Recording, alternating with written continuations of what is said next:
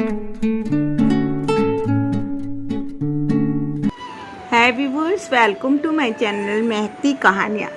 हमारी आज की कहानी है जीवन साथी का साथ। सच ही है, अगर जीवन साथी अच्छा हो तो लड़की का ससुराल में रहना आसान होता है, और जीवन साथी ही अगर नहीं सही होता तो लड़की के लिए ससुराल एक बोझ बन जाती है। व्यूअर्स, हमारी कहानी को सुने और please like, share and subscribe ज़रूर करें। नोटिफिकेशन के लिए बेल आइकन को भी प्रेस कर लें ताकि हमारी आगे आने वाली हर कहानी सबसे पहले आपको मिल सके। नेहा का आज शादी का पहला दिन था। बहुत सपने देखे थे उसने, पर सुबह उठते ही टूट गए। सासू माँ ने उठते ही बोल दिया, कल से जल्दी उठना। उसने सोचा थोड़ा प्यार से ही बोल देती। खैर, कुछ दिन और बीते। उसे समझ में आ गया था उसका पति राहुल है तो बहुत अच्छा, उसे प्यार भी करता है। पर नेहा बस अपनी सासू माँ के ताने ही सुनती रहती। पति के साथ तो मौका ही ना था दो पल बैठने का। मेरे बेटे के लिए ये बना दे, उसके महंगे कपड़े हाथ से धो, सुबह जल्दी उठा करो, तैयार होकर रहा करो। दिन भर यही कुछ ना कुछ सुनती रहती। कभी अच्छा बोला ही नहीं कि अपना भी ख्याल रख लो। राहुल सब देखता और चुपचाप सुनता रहता। क्या करता वो भी? माँ को बोले तो पत्नी नाराज, और पत्नी को बोले तो माँ पापा बीच में पड़ते ही ना थे। नेहा बहुत बुझी बुझी सी रहती। राहुल को तो बहुत चाहती थी, पर चाहत गुस्से में बदल रही थी। वो हमेशा ये सोचती कभी तो उसका साथ दे राहुल। 1.5 साल के बाद नेहा और राहुल के यहाँ बेटा हुआ। सभी खुश थे, पर नेहा की सास के वही हाल थे। नेहा कभी कभी सोचती कि ये बच्चा ना होता तो वो इस खड़ूस आदमी के साथ रहती ही नहीं। नेहा पागल सी हो रही थी। नेहा बच्चा, घर, काम, ऊपर से सासू माँ, सूख के काटा हो गई थी वो। राहुल ने टोका भी कि अपना ख्याल रखा करो और घर के कामों के लिए मेड रख लो जब तक बच्चा छोटा है। पर सासू माँ ने मना कर दिया। राहुल सब समझता था कि घर में क्या चल रहा है, पर उसका क्या फ़ायदा। नेहा चिड़चिड़ी सी होती चली जा रही थी। उसके दिल में सिर्फ कड़वाहट भरी रहती। एक दिन राहुल ऑफिस से आया और सबको बताया कि ऑफिस में नई साइट मिली है जो घर से काफ़ी दूर है। 2 घंटे आने जाने में लगेंगे। सबको बहुत फिक्र हुई।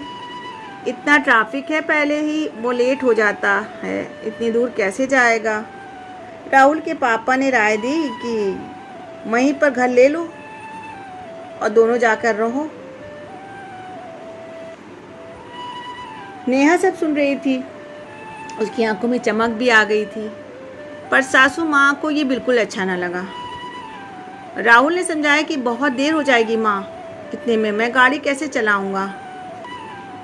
नेहा की सासू माँ को लगा कि बेटा परेशान होगा, और बेटे की तकलीफ़ की वजह से वो आखिर मान ही गई। सासू माँ ने राहुल से कहा कि हमने तेरी शादी में जहेज का सामान तो लिया ही नहीं है, आप मांग ले अपने ससुर से। शिफ्ट करेगा तो सामान तो चाहिए ना।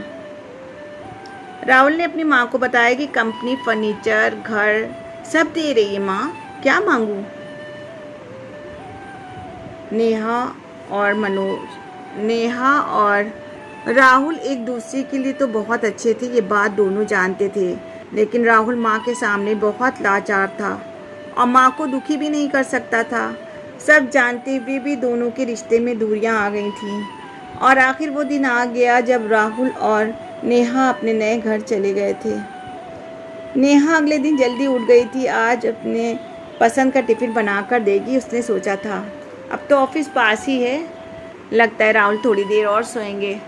पर राहुल तो नहाने की तैयारी कर रहा था। नेहा ने उससे कहा, आज ऑफिस अब आपका पास है तो आप इतनी जल्दी क्यों जा रहे हैं, क्यों तैयार हो रहे हैं। तो राहुल उसकी तरफ देखकर मुस्कुराने लगा, बोला, नहीं नेहा, ऑफिस तो वहीं पर है जहाँ था, पर अब दूरी बढ़ गई है क्योंकि हम यहाँ आ गए हैं, तो अब जल्दी निकलना होगा क्योंकि ट्रैफिक बहुत होता है। नेहा को कुछ समझ ना आया था। वो आगे बोली, क्या कह रहे, मुझे समझ नहीं आ रहा है। तो राहुल ने उससे बताया, नेहा मैंने झूठ कहा था, मुझे कोई नई साइट नहीं दी गई, या मैं तुम्हारे लिए सिर्फ आया हूँ। नेहा हैरान थी कि राहुल ने इतना बड़ा कदम उठा लिया और इतना गलत सोच रही थी उसके बारे में। राहुल आगे बोला, नेहा अगर माँ को बोलता कि मुझे उनके साथ नहीं रहना तो उनको दुख होता। इस उम्र में उनको क्या मैं दुख देता, मैं जानता हूँ। नेहा तुम पर क्या बीतती थी सब देखता था, पर क्या करता, दोनों को ही दुख नहीं पहुँचा सकता था। माँ की तो ये उम्र नहीं है कि वो बदल जाए। तुमसे भी वादा किया था कि तुमको हमेशा खुश रखूँगा। बच्चे के लिए माँ और माँ के लिए उसका बच्चा दुनिया में हमेशा सबसे अच्छे होते हैं, एक दूसरे के लिए। नेहा खुश हो रही थी। उन्होंने तुमको नहीं अपनाया, पर मैं तो उनकी औलाद हूँ। मेरी तकलीफ देखकर उन्होंने झट से कैसे मुझे देखो भेज दिया। पर यहाँ ही मैं ये बोलता कि सारी उम्र तो वो दुखी रहती कि मैं उनके साथ नहीं रहना चाहता। मुझे लगा कि हमारा बच्चा होने के बाद मेरी माँ बदल जाएगी, पर ऐसा कुछ नहीं हुआ। तुम बहुत अच्छी हो नेहा, तुमने बहुत कुछ सहा है, उसके लिए मुझे माफ़ कर देना। मेरी माँ को भी माफ़ कर देना।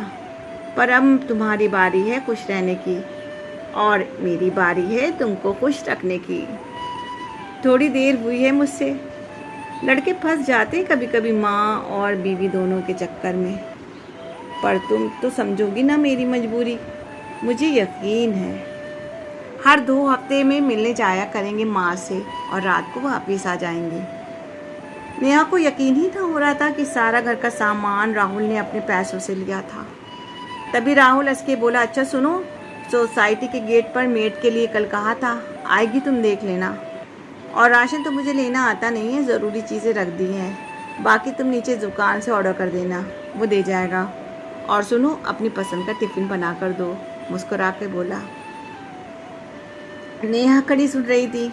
बस ये तो इंसान खुशी से यहाँ पर नाचता है या तो बिल्कुल चुप हो जाता है, और नेहा के साथ भी यही हुआ था। उसको उम्मीद भी नहीं थी कि ये दिन भी कभी आएगा। सच ही है, जीवन साथी अगर अच्छा हो तो लड़कियाँ बहुत खुश रहती हैं, और अगर जीवन साथी ही ना अच्छा मिला तो लड़कियाँ चुप हो जाती हैं। व्यूअर्स, आपको हमारी स्टोरी कैसी लगी कमेंट करके बताएं, और मेरे चैनल को भी लाइक शेयर एंड सब्सक्राइब ज़रूर करें।